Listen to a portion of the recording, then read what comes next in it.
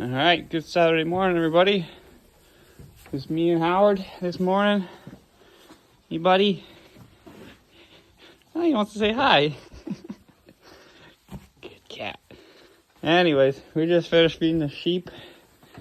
I got to get into the routine of feeding these guys because Devin's going to be on vacation for a little bit.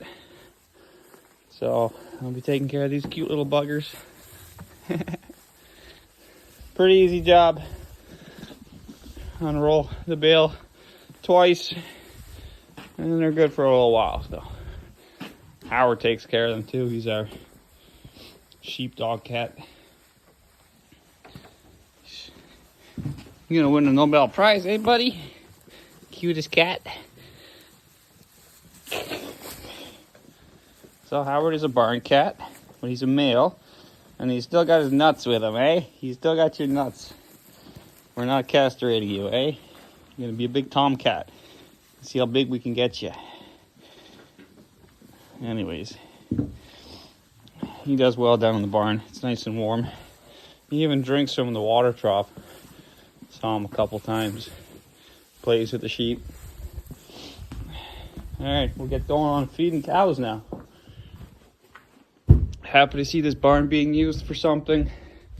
It's been empty for a long time.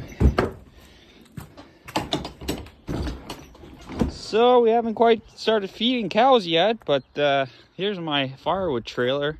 A guy's actually coming to buy it today. A couple days ago he came to look at it and said you'll take it. So I just got it parked out in the yard here so you can hook onto it. And I went to go dump all the snow in it, and of course the power unit didn't work. So I was fumbling around with a bunch of stuff, and I noticed a wire had actually rotted off. So I just got to add this. And then hopefully it's going to work. Yeah, kind of a panic because he's supposed to be here at noon. It's already 9 and I got to start feeding still. So I didn't want to sell him a faulty machine, especially when he came to see it and it worked. So we're going to fix that up and then hopefully get the snow out of here. All right, it works. Just going to try dumping the snow without getting the jack to fly up in the air. Fair bit of snow in there. It's usually supposed to be hooked on a truck before you go dump, especially if there's a load in it. So I don't know how this is gonna work, but hopefully it doesn't tip.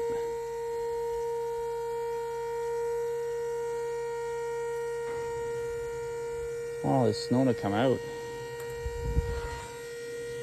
I don't think it's too heavy the front end right now.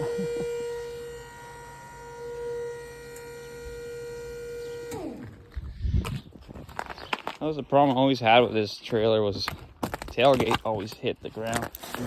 Especially out of a block of wood or something that would get underneath it, make it even shorter the distance, and then she would want to bend. But I told the guy if he ever wants to do something to it, take the suspension out and give it a suspension lift a couple inches, maybe a block channel or something underneath it. Oh, great. Oh, this just doesn't end, does it? Now it doesn't want to go down.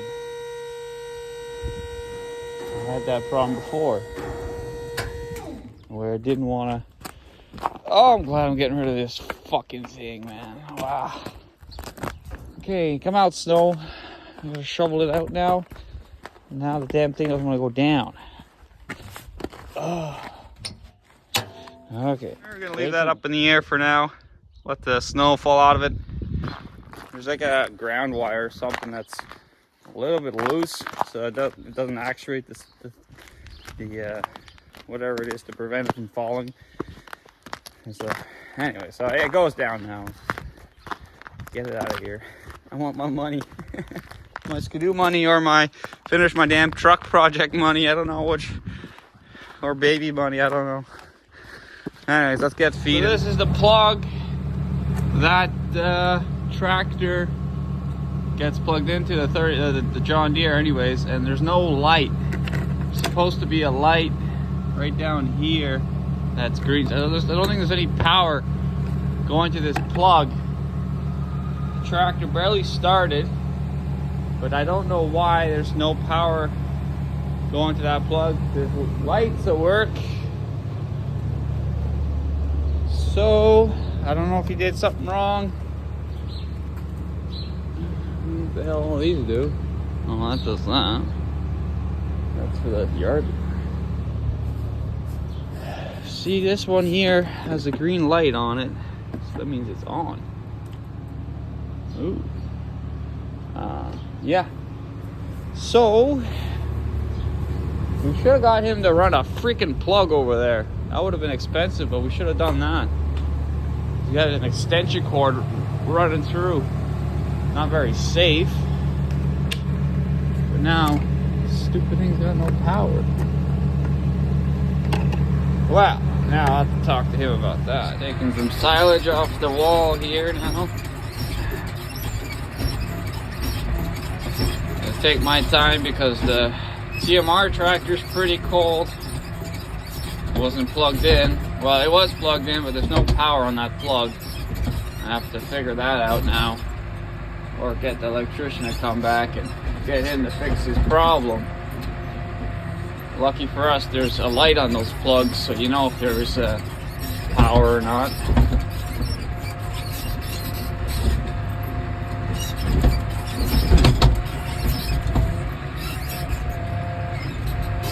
So that's how we take the silage off the wall. We just kind of pinch at it and lift a little bit. Makes a circular motion with the joystick pretty much. And yeah.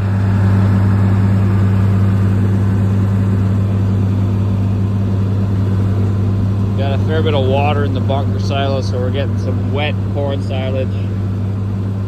Makes the weight go off by about 40%, I'd say.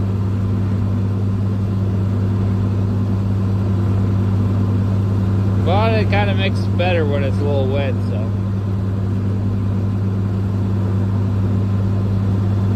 It's a nice day today. Hopefully get up to the sugar caban. Get working on that.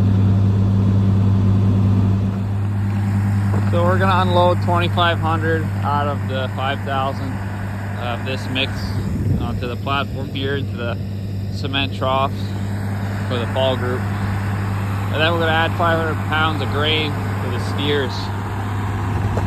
Should be ready to go. All right, just letting them back over. We were cleaning this here yesterday when it was on thawing. But there's a lot of water here now. We have asphalt below this. There you go. So we got the grain in the TMR. We go feed the other steers down at the other farm.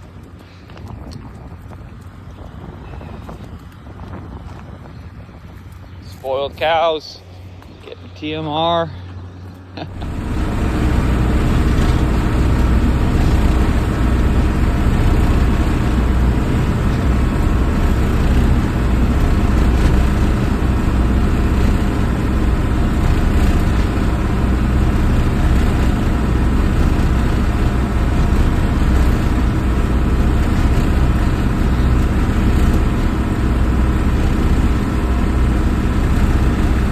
Normally, a heaping bucket of corn silage that's not saturated in water is around 1,000 pounds.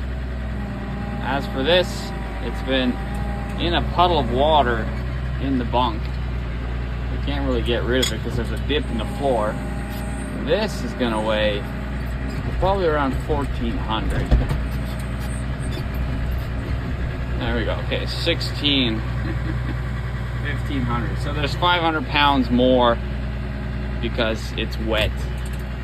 That's just water. So that throws off the weights a lot. So all the cows are out of feed this morning. And usually there's some left over, so we have to get rid of this water somehow. You see right here, it's a puddle. The bucket's dripping. That scared me.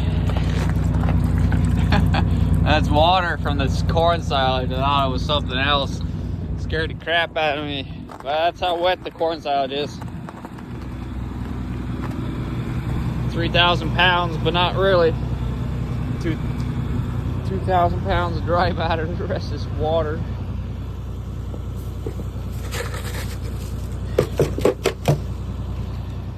All right, that's it.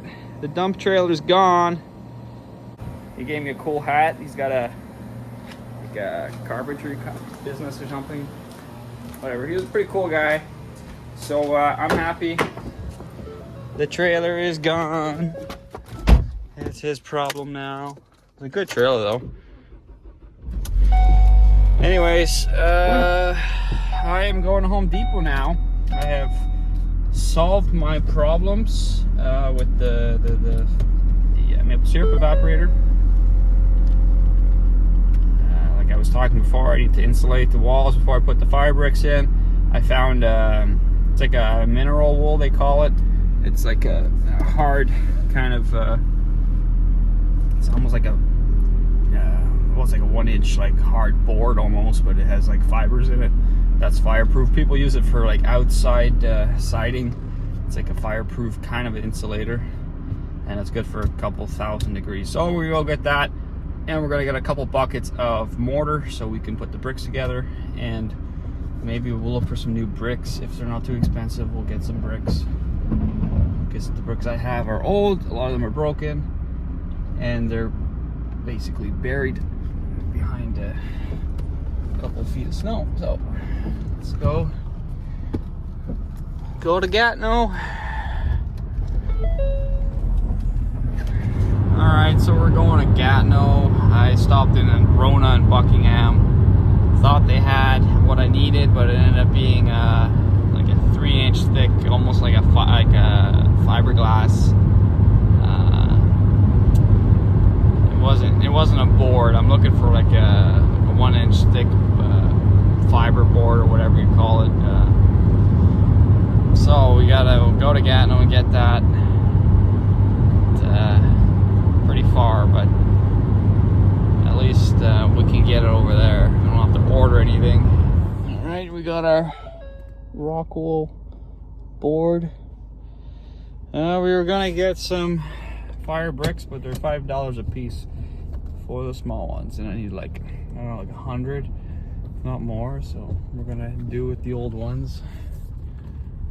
Try to get this stuff going.